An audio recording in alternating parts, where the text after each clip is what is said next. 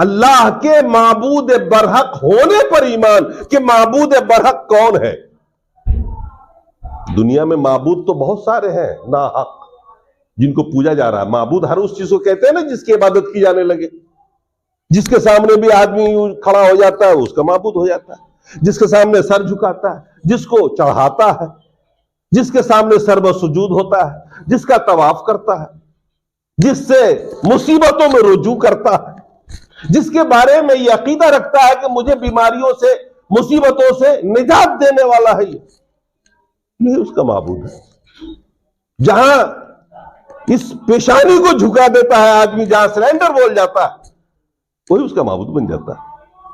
चाहे पत्थर के सामने झुक जाओ, चाहे दरख्त के सामने में, चाहे आग के सामने में, चाहे सूरज के सामने, चाहे चांद के सामने, लोगों ने बना रखे हैं, ये उनके अपने हैं।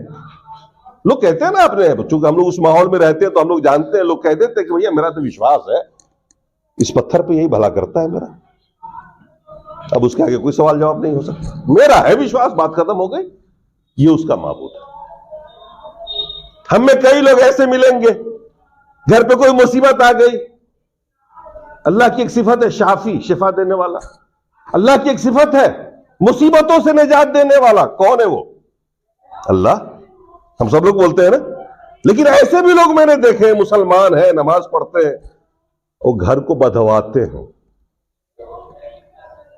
चार कोने पे कांटी ठोकते हैं, पीर साहब को बुलाते हैं, झाड़ फूक करने वाले को, आमिलों को, भगता को बुलाते हैं वो, और शिफा वहां ढूंढते हैं। उनका यकीन इस बात पर है कि ये कांटी हमारी हिफाजत करेगा, हमने घर को बदवा लिया है।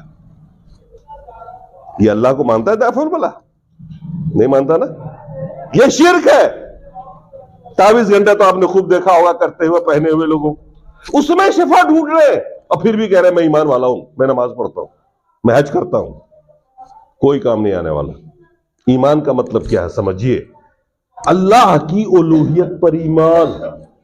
इस्लाम ने सबसे पहले और जो सबसे इंपॉर्टेंट कलमा पेश किया वो ला इलाहा इल्लल्लाह, अल्लाह के सिवा कोई माबूद। दुनिया की सबसे बड़ी हकीकत, सबसे बड़ी सच्चाई यह है कि दुनिया का माबूद सिर्फ एक है। इससे बड़ी सच्चाई और कुछ नहीं है। बाकी हर चीज में झूठ सच होने का तो इम्कान हो सकता है, मगर इसमें झूठ का कोई इम्कान नहीं कि माबूद बरहक सिर्फ अल्लाह। इबादत के लायक क्यों दूसरे की इबादत नहीं हो सकती? मैंने बताया था पिछले हफ्ते कि आप रुबूबियत को मान रखते हैं, अल्लाह रब है, इसको तो सब मानते हैं कि पैदा करने वाला रब है, कायनात का, इंसान का, एक एक मखलूक का पैदा करने वाला कौन है? आप उनसे भी पूछिए जो गैरुल्लाह की इबादत करते हैं, उनसे भी आप पूछिए कि सीतामढ़ी की इस जमीन को किसने बनाया, इस आसमान को किसने बनाया? सीतामढ़ी के ऊपर आसमान है, सीतामढ़ी में जो पेड़ पौधे हैं किसने बनाया? तो वो गैर मुस्लिम भी कहेगा ईश्वर ने बनाया, जिसको हम अल्लाह कहते हैं। वो ये भी नहीं कह सकता कि यहां के लोकल किसी माबूद ने बनाया। दुनिया के जिस कोने में जाइए आप, दुनिया में जहां भी पूछिए किसी से, इस कायनात का बनाने वाला कौन है? अल्लाह। आपका बनाने वाला कौन है? अल्लाह। जब पैदा करने वाला अल्लाह, ये दुनिया किसकी है? उसी की है, वही मालिक है ना इसका। चला कौन रहा है इस कायनात को? वही रब, जिसमें ये सारी खूबियां होंगी। इबादत भी तो उसी की होगी। पैदा वो करे, आपके लिए कायनात वो बनाए, बारिश वो बरसाए, सारी नेमतों से वो नवाजे, और इबादत किसी और की। सोचिए आप। तो सबसे बड़ी सच्चाई ला इलाहा इल्लल्लाह। और इसलिए भी कह रहा हूं कि सबसे बड़ी सच्चाई है क्योंकि सबसे बड़ा पाप जो है इसके मुकाबले में शिर्क। अल्लाह तबारक व तआला ने कुरान में उसकी बारे में फरमाया, सबसे बड़ा जुल्म बताया शिर्क। इन्ना शिर्क लजुल्मुन अज़ीम। शिर्क सबसे बड़ा जुल्म है। शिर्क सबसे बड़ा जुल्म है, तो इसके मुकाबले में तौहीद है जो सबसे बड़ी सच्चाई। तो हम जब ला इलाहा इल्लल्लाह पढ़ के मुसलमान हुए तो सबसे पहले हमारा ईमान अटल होना चाहिए कि इबादत के लायक सिर्फ और सिर्फ अल्लाह है। उसके अलावा इतनी सी गुंजाइश नहीं है कि किसी बुजुर्ग की इबादत की जाए, किसी रसूल की जाए, किसी नबी की जाए और चे जाए कि ये पत्थर और ये दरख्त, ये सूरज, ये हजर, ये शजर, इनकी पूजा हो सकती है, जब नबी की नहीं हो सकती। हजरत उम्मे सलमा रजी अल्लाह तआला अन्हा, अल्लाह के रसूल की बीवी, जो शादी से पहले, अल्लाह के रसूल की शादी से पहले हिजरत करके हब्श गई थी ना, तो वहां देखा था लोगों को, या मुल्क शाम गई थी तो वहां देखा था ईसाई की गिरजाघर, और देखा था वहां के लोगों को कि अपने उलमा को अपने नबी के कब्रों पे सजदे क्या करते थे। तो उम्मे सलमा ने कहा था, या रसूल अल्लाह, मैंने ऐसे ऐसे सफर में देखा था, आप तो ज्यादा हकदार है कि हम लोग आपको सजदा करें,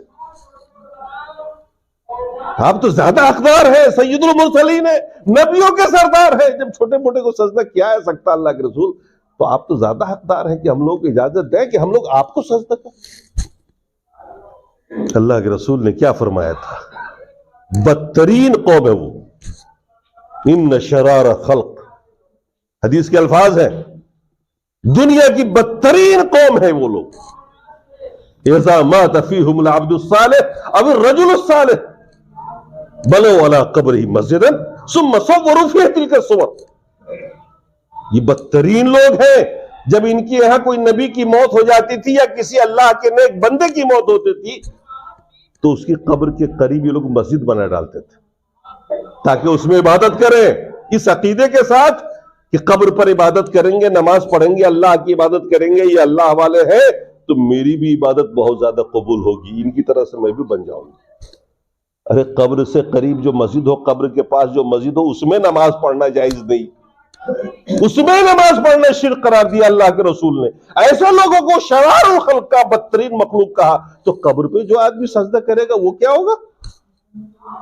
बुखारी की हदीस है ये।